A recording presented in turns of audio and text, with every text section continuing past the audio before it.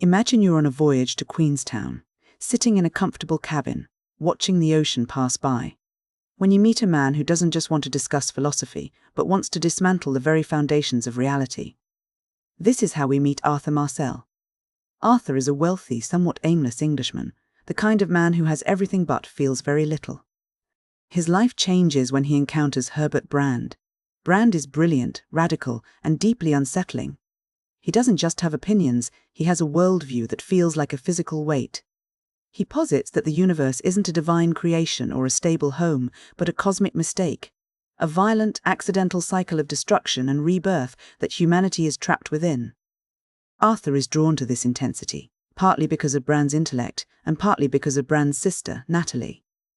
She is enigmatic, possessed of an unearthly beauty, but there is a profound sadness about her that Arthur can't quite place. This meeting leads Arthur into the inner circle of the Cui Bono Society.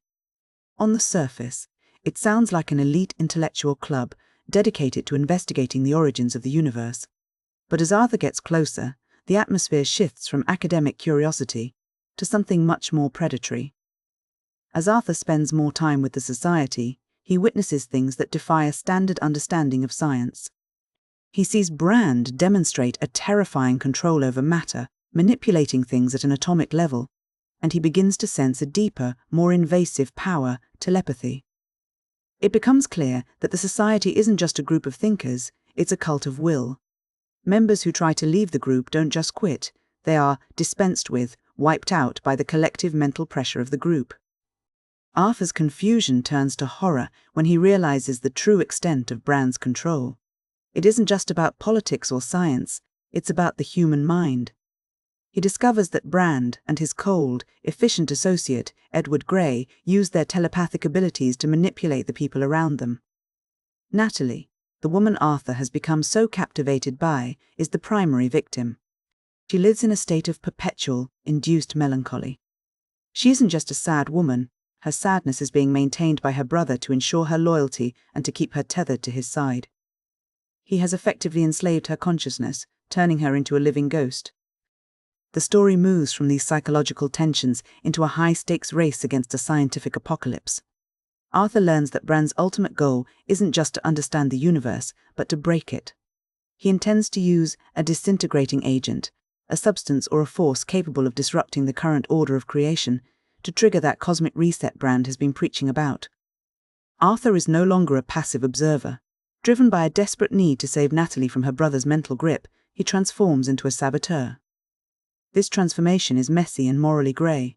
To protect his mission and prevent the end of the world, Arthur finds himself committing acts he would have previously found unthinkable.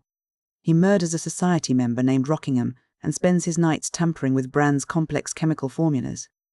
He is working in the shadows, trying to undo a catastrophe that is being built out of pure, terrifying intellect. The tension reaches a breaking point on a remote island in the Malay archipelago. This is where Brande has established a makeshift laboratory, a place where the boundaries between advanced physics and something much more ancient and inexplicable seem to dissolve. The air is thick with the sense that the world is about to tilt off its axis. In a final, manic sermon, Brande stands before his followers and declares that the earth must be destroyed. His logic is chillingly simple. If the universe is a cycle of suffering, then the only way to end that suffering is to end the world. He claims he has already activated the disintegrating agent.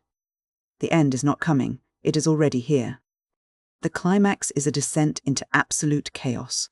As Brande's theories manifest in the physical world, the island begins to tear itself apart. Massive earthquakes shake the ground, and volcanic eruptions turn the sky dark. The crack of doom isn't just a metaphor, it is the sound of the earth breaking. In the panic, the group tries to flee, but the elements are too powerful. Several people are swallowed by widening chasms in the earth. Natalie, in a moment that is both tragic and strangely powerful, refuses to leave her brother. She chooses to stay and perish with him. In those final moments, it seems she finally regains her own agency, choosing her own death rather than having it imposed upon her. Arthur and a resilient woman named Edith Metford, a radical new woman who has been Arthur's steadfast ally throughout his descent into sabotage, manage to escape. They scramble onto a steamer called the Esmeralda just as a massive tsunami, triggered by the island's destruction, strikes. They watch from the sea as the world they knew is swallowed by the waves. In the aftermath, as the survivors try to process the trauma, Natalie reaches out to Arthur one last time. It is a psychic moment, a final message sent through the mental currents Brande so masterfully manipulated. She reveals the truth of her existence. She has been psychically enslaved by her brother for years. Her final act is one of profound love and autonomy. She transfers her vital force to Arthur, a parting gift that serves as both a goodbye and a testament to the person she actually was before her brother's influence took hold. The book ends on a haunting, unresolved note. Arthur returns to England, but he is a broken man. He is bankrupt, not just financially, but spiritually. He is haunted by the memory of the destruction and by a mysterious, supernatural wail of a woman that he hears carried on the wind from the sea. The story never tells us for certain if Brande was a scientist who had mastered the laws of physics or a sorcerer who had tapped into something much older. The true nature of the crack of doom remains a mystery, leaving us with the unsettling feeling that the line between science and magic is much thinner than we care to admit. When we look at the story of the crack of doom, we're really looking at a profound meditation on scientific hubris. Robert Cromie is asking what happens when science is completely divorced from morality. When we seek to master the fundamental laws of nature, do we do so to improve the human condition, or do we do so out of a desire to play God? Brande represents the ultimate end point of this logic. He views human suffering as a mathematical error that can only be corrected by deleting the equation entirely.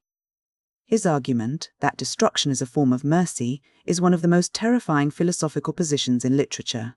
It's a nihilism that looks at the vastness of the cosmos and concludes that because life is hard, life should not be. This leads us to the theme of autonomy. In a world where telepathy is possible, the concept of the self becomes incredibly fragile. If someone can reach into your mind and adjust your emotions, if they can manufacture your sadness or your loyalty, do you truly exist? Natalie's character is the tragic center of this question. She is the victim of a psychological enslavement that is so complete she doesn't even realize she's a prisoner until the world is ending. It's a terrifying thought that our most intimate feelings, our grief, our love, our very identity, could be nothing more than the echoes of someone else's will. There is also a fascinating tension between the traditional and the modern in this book. We see it in the character of Edith Metford, the new woman, who represents a shift in social roles, and in the way Brande's science challenges the traditional religious view of the end of the world. In most religious traditions, the end of the world, the Last Judgment, is a purposeful event. It is a moment of moral accounting where good is separated from evil. But Brande's apocalypse is different.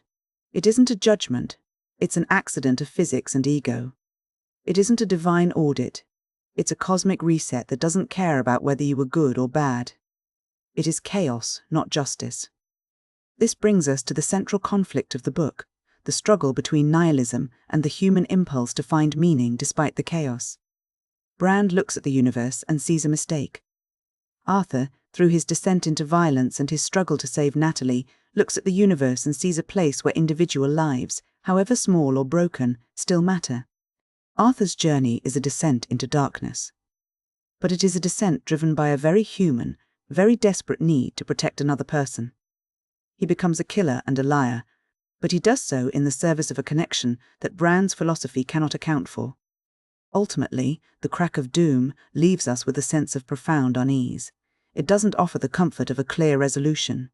We don't find out if the science was real or if it was magic. We don't get a sense of cosmic justice. We are left only with the image of a man standing on a deck, listening to the sound of the sea, wondering if the world we are standing on is as solid as we think it is, or if it is just waiting for the next crack to appear.